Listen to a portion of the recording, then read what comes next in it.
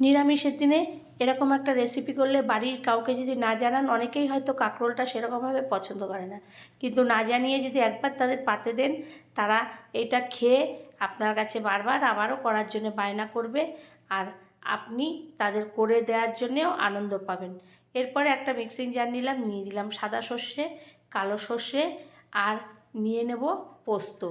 সর্ষেগুলো ভালো করে নিয়ে পোস্ত দিয়ে দেব, দিয়ে আমি প্রথমে একটা মিহি পেস্ট করে নেব, শুকনোভাবে ঘুরিয়ে নেব। তারপরে আবারও ঢাকনাটা খুলব, ওর মধ্যে আমি দিয়ে দেব 4টের মতো লঙ্কা, কাঁচা লঙ্কা, লবণ, জল আর একটু নারকেল কুচনো দিয়ে দেব। দিয়ে সুন্দরভাবে আমি একটা আবারও মিহি পেস্ট করে নেব, কারণ নিরামিষের মধ্যে নারকেলটা পড়লে খেতেও ভালো লাগে। আর এরপরে আমার পেস্টটা তৈরি হয়ে গেল, আমি একটা সাইডে রাখবো। এদিকে আগের থেকে কাঁকরোলটাকে ভালো করে ধুয়ে নিয়েছিলাম, চাকচাক করে, যেরকম আমরা করলা কাটি চাকচাক, ওরকম চাকচাক করে কেটে নিয়ে লবণ আর হলুদ মাখিয়ে নেব। নিয়ে একটা তরকা প্যানে তেলটা একদম একটু বেশি পরিমাণে দিয়ে, ডুবু তেলে যেরকম আমরা ভাজা করি সেরকম লালচে করে ভাজা করে নেব। প্রথম ব্যাচেরটা হয়ে যাবে, এরপরে দ্বিতীয় ব্যাচ, তৃতীয় ব্যাচ, এইভাবে করে সমস্ত কাঁকরোলগুলোকে লালচে করে ভেজে আমি তুলে নেব। এরপরে দ্বিতীয় ব্যাচ দিয়ে দিলাম। আর আপনারা চ্যানেলটি সাবস্ক্রাইব না করলে সাবস্ক্রাইব করবেন, লাইক শেয়ার কমেন্ট করবেন, পাশে থাকা বেল বাটনটি টিপেন, যে কোনো রেসিপি আপনার কাছে আগে পৌঁছাবে। এরপরে আমি তুলে নিয়ে এই কাঁকরোলগুলোকে ঠান্ডা করতে দেব। এরপরে আমি নিয়ে নেব একটা টিফিন বক্স।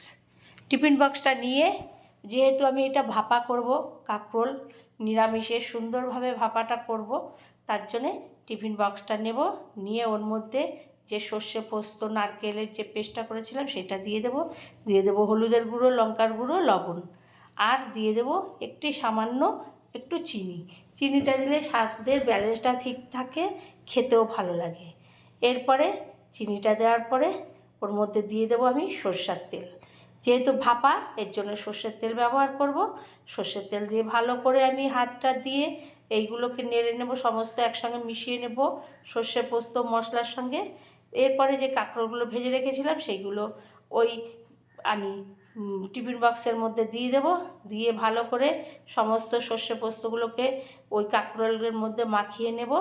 মাখিয়ে নিয়ে আমি একটা ঢাকনা দিয়ে ঢেকে দেব। তার আগে 3টে লঙ্কা, কাঁচা পাকা লঙ্কা দিয়ে দেবো। ঢাকনাটা ঢেকে এদিকে আগে থেকে একটা কড়াই বসিয়ে জল, এবার একটা তাওয়াল দিয়ে দেব। এখানে স্ট্যান্ড দিলে উঁচু হয়ে যাবে, আমি ঢাকনাটা দিতে পারবো না, সেই কারণে তাওয়ালটা দিলে সেটটা খুব সুন্দরভাবে হয় আর রান্নাটাও হবে সুন্দরভাবে। এরপর ঢাকনা চাপা দেওয়ার পরে আমি 10 থেকে 15 মিনিট পরে ঢাকনাটাকে তুলব। ঠান্ডা হয়ে গেলে আমি টিফিন বক্সটা নামাবো, নামিয়ে মুখটাকে খুলে নেব। তো এইরকম একটা রেসিপি একদিন হলে বাড়িতে করবেন, দেখবেন বাড়ির সকলে খাবে এবং আপনার কাছে বারবার বায়না করবে। এরপর ঢাকনাটাকে তুললাম, তুলে আমি আবারও একটু সর্ষের তেল দিয়ে দেবো, কারণ এটা পুরো রান্নাটা সর্ষের তেলেই হবে। সর্ষের তেল দিয়ে এরপরে আমি একটা চামচি দিয়ে যখন তুলবো, দেখবো সুন্দরভাবে সিদ্ধ হয়ে গেছে আর রান্নাটা ভালো হয়েছে। আবারও যদি কোনো রেসিপিতে দেখা হয়, ধন্যবাদ।